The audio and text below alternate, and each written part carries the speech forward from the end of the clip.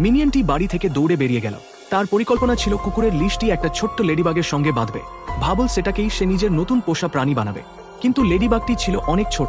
ঠিক তখনই আকাশে একটি উড়ন্ত শসার ফ্লাইং শসার দেখা দিল এবং লেডিবাগটিকে শুষে নিল। এতে মিনিয়ন ভয় পেয়ে গেল। শান্ত হওয়ার পর সে ভালো করে তাকিয়ে দেখল ছোট্ট শসারটি আসলে বেশ মিষ্টি, তাই সে ঠিক করলো এটাকেই পোষ মানাবে। সে ওকে একটা পপকর্ন ছুড়ে দিল, আর আশ্চর্যের বিষয় ছোট এফটি সেটা খুশি হয়ে ধরে ফেলল। সেই দিন থেকেই ছোট শসারটি তার প্রিয় পোষা প্রাণী হয়ে গেল। একদিন শসারটি একটি বাড়ির ছবি আঁকল এবং আকাশের এক দূরবর্তী তারা দেখিয়ে কেভিনকে বলল ওটাই তার বাড়ি। কেভিন বুঝল ওর খুব বাড়ির কথা মনে পড়ছে। ওর দুঃখ দেখে কেভিনের মাথায় একটা বুদ্ধি এল। সে গ্রহটার অবস্থান খুঁজে বের করল, নিজে আর শসারের একটা ছবি স্ক্যান করে পাঠিয়ে দিল সেই অজানা গ্রহে।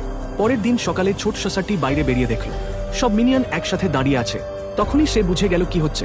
উপরে তাকিয়ে দেখল তার পরিবার আকাশ থেকে চলে এসেছে। শসারটি আনন্দে আত্মহারা হয়ে গেল।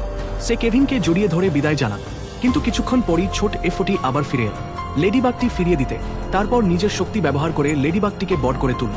সেই দিন থেকে কেভিনের একদম নতুন পোষা প্রাণী হলো, যে তাকে আর একা থাকতে দিত না।